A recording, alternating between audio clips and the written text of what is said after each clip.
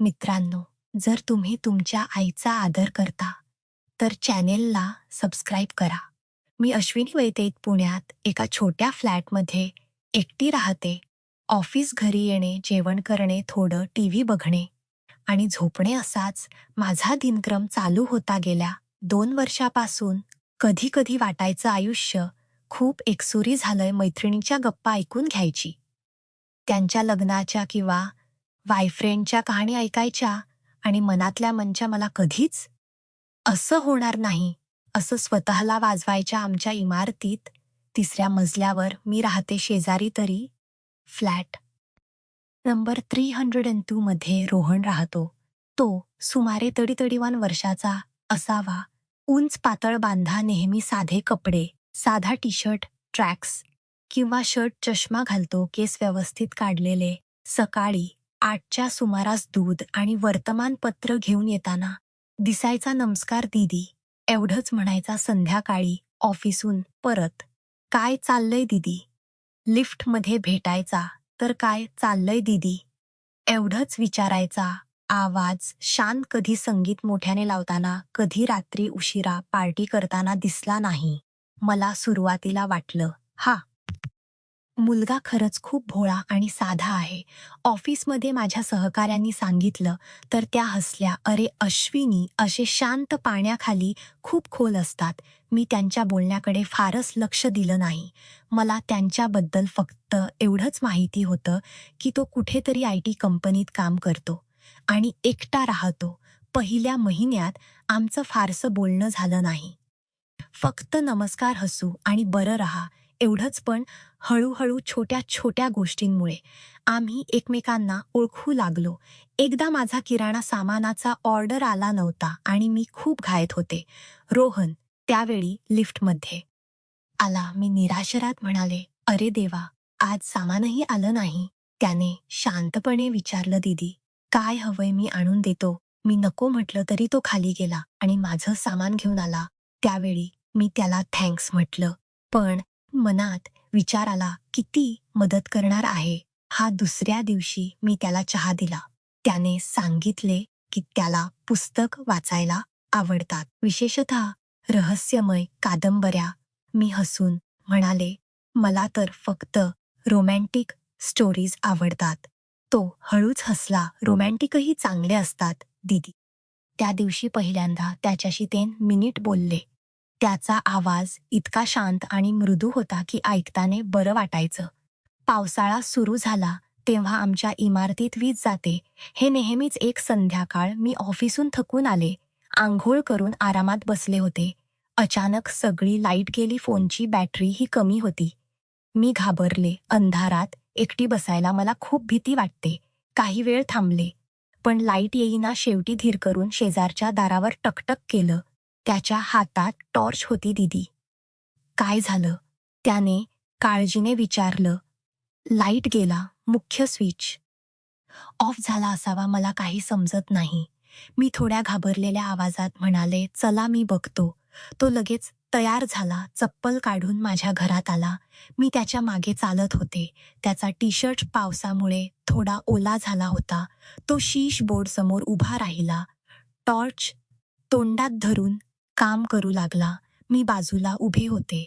त्याचे हात मजबूत काम करत होते. मी मनात विचार करत होते, दिसायला भोळा वाटतो पण काम छान करतोय दीदी. हे वायरे खूप जुने आहेत, 1-2 दिवसात पूर्ण बदलावं लागेल. तो काम करताना म्हणाला, ठीक आहे, उद्या बघू. मी उत्तर दिलं. काम संपल्यावर तो हात धुवायला गेला. मी त्याला गरम कॉफी बनवून दिली.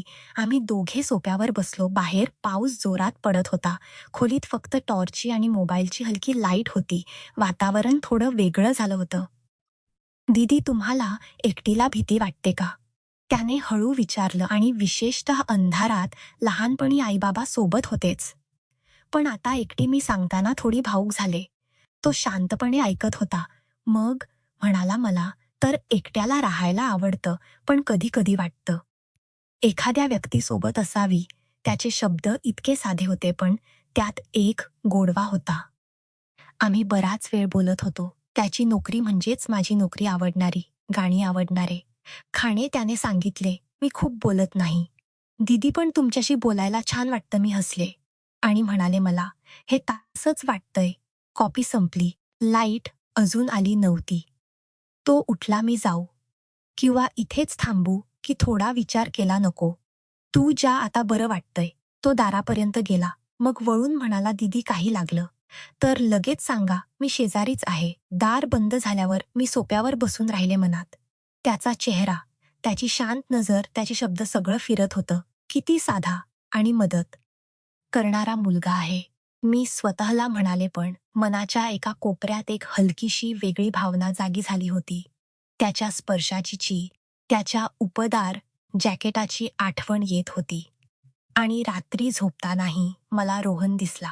सकाळी उठल्यावर मी स्वतः विचार करू नकोस, तो फक्त शेजारी आहे, भोळा मुलगा आहे. पण मन मात्र हळूहळू त्याच्याकडे ओढू लागलं होतं. छोट्या छोट्या गोष्टींमधून, त्यांच्या शांततेतून, त्याच्या मदतीतून एक आकर्षण निर्माण होत होतं. मला अजूनही समजत नव्हते की हा भोळा दिसणारा शेजारी खरंच काहीतरी वेगळं आहे. दुसऱ्या आठवड्यात आमच्यातलं बोलणं हळूहळू वाढलं आणि सकाळी लिफ्टमध्ये भेटलं तरी आता नमस्कार नसल्या थोडफार विचारपूस व्हायची.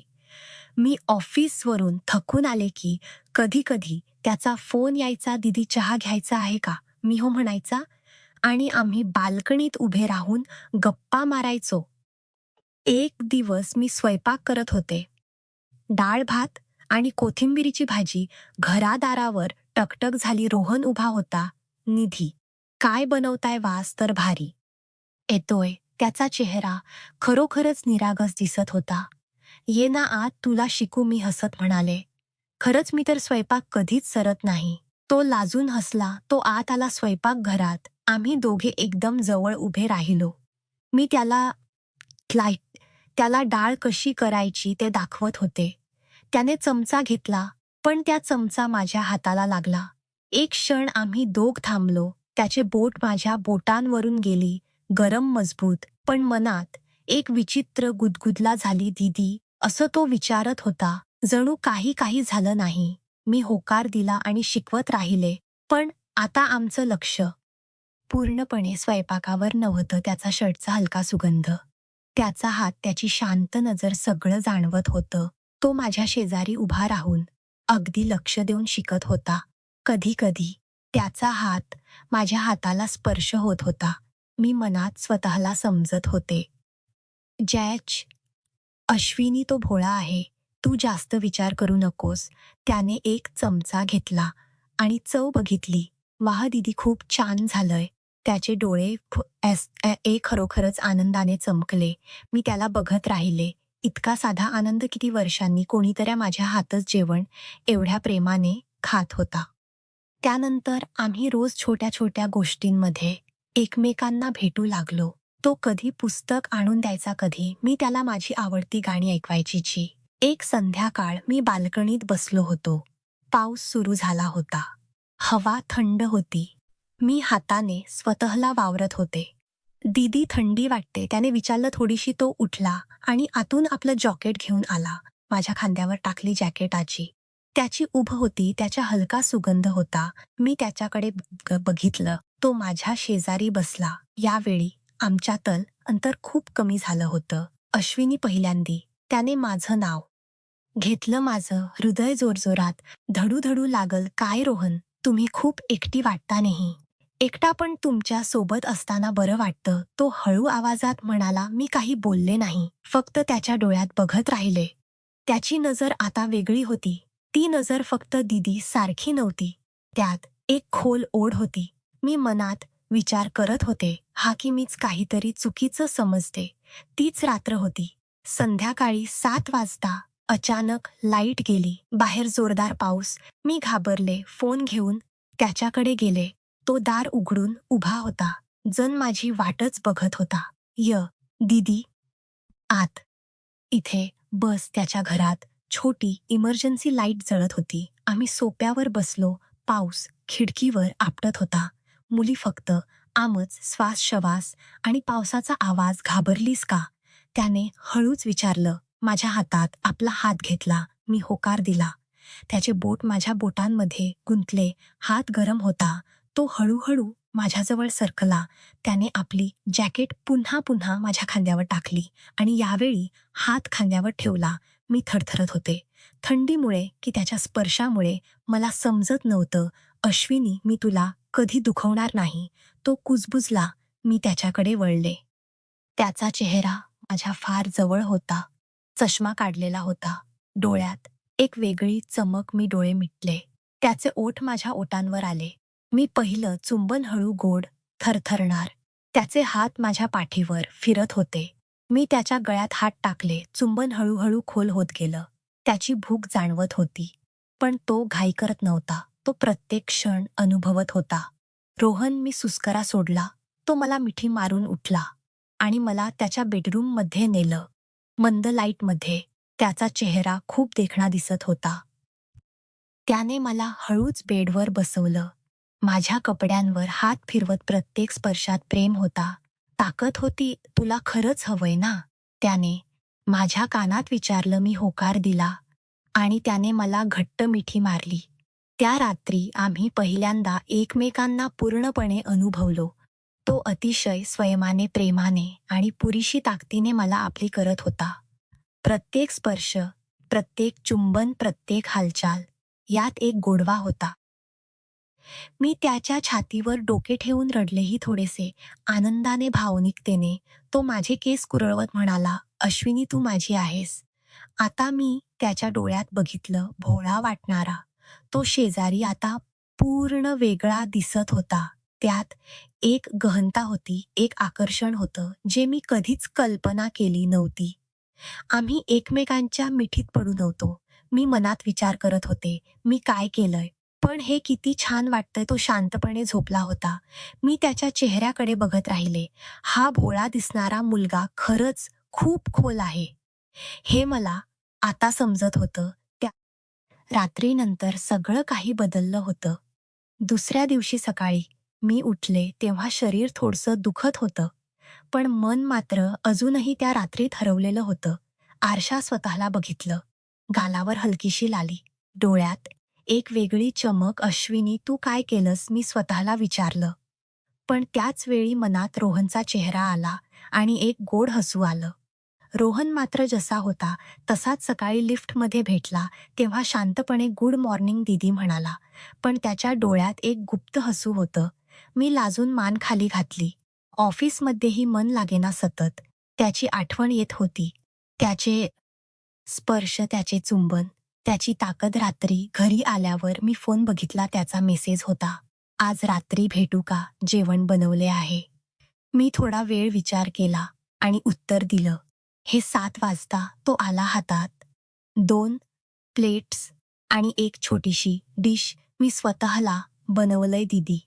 जेवताना आम्ही फारच बोललो नाही, फक्त एकमेकांकडे बघत होतो. जेवण झाल्यावर तो उठला आणि मागून मला मिठी मारली. काल रात्री तू खूप सुंदर दिसत होतीस.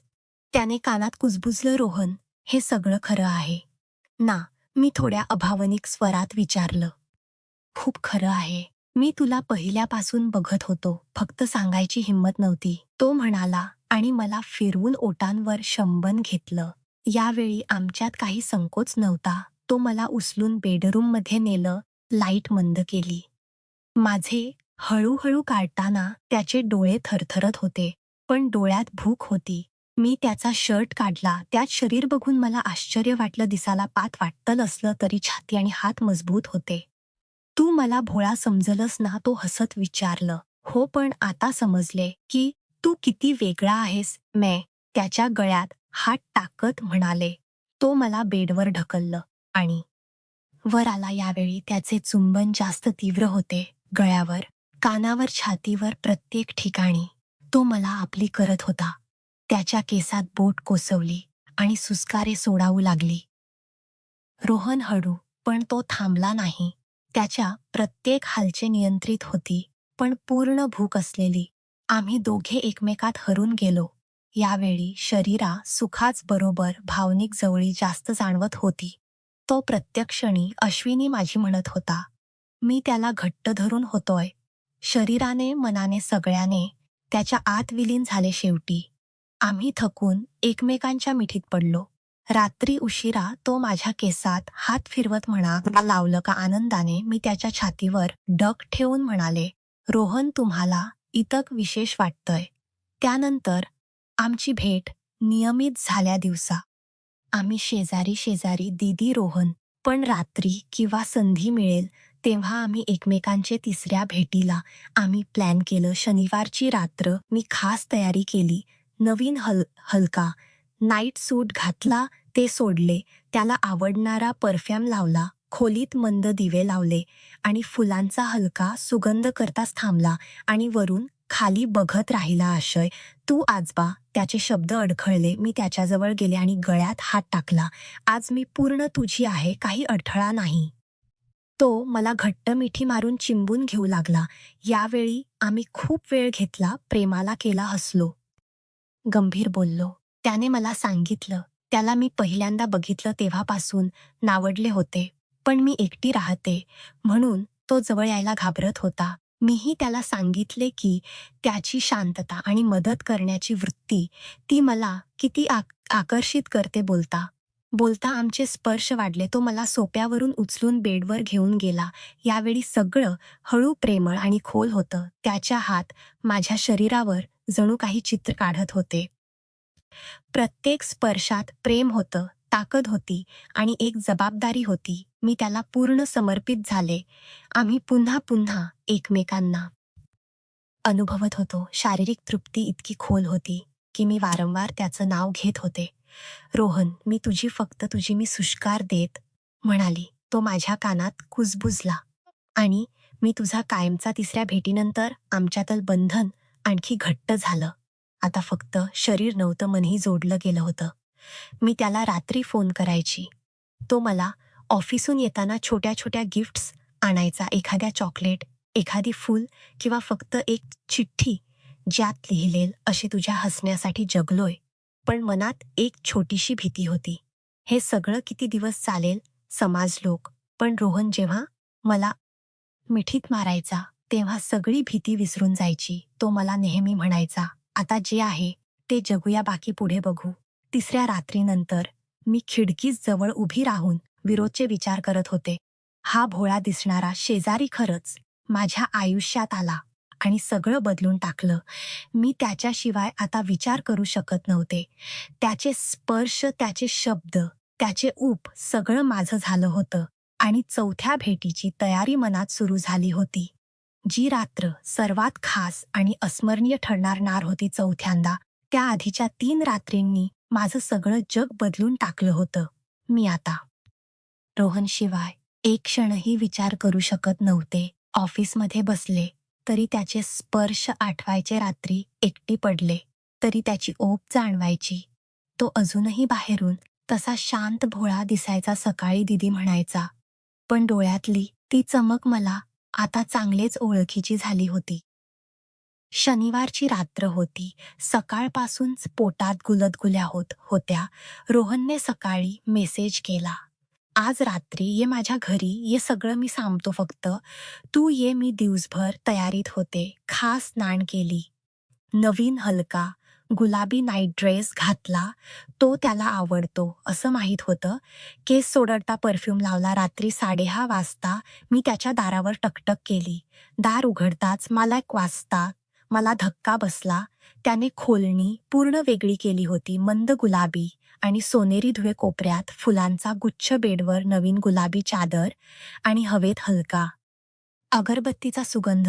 रोज स्वतःही वेगळा दिसत होता. साधा टी शर्ट नाही, एक हलका काळा टी शर्ट आणि ट्रॅक्स चष्मा काढलेला, केस थोडे ओले.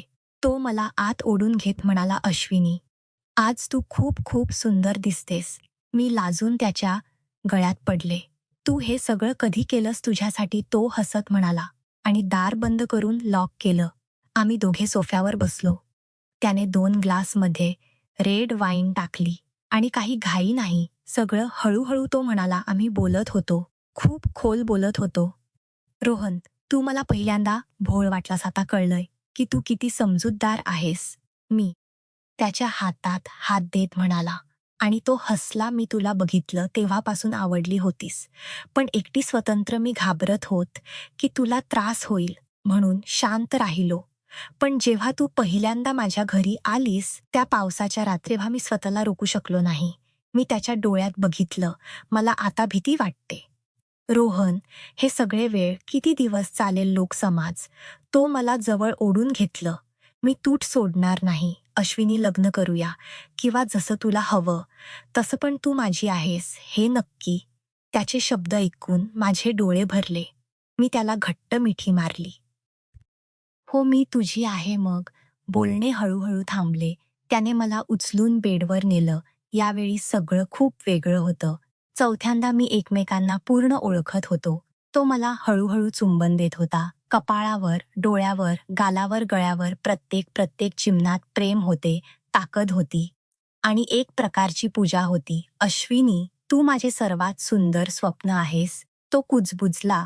मी त्याचा शर्ट काढला. त्याचे मजबूत छाती, त्याचे हात मी त्याला स्पर्श करताना कापत होते.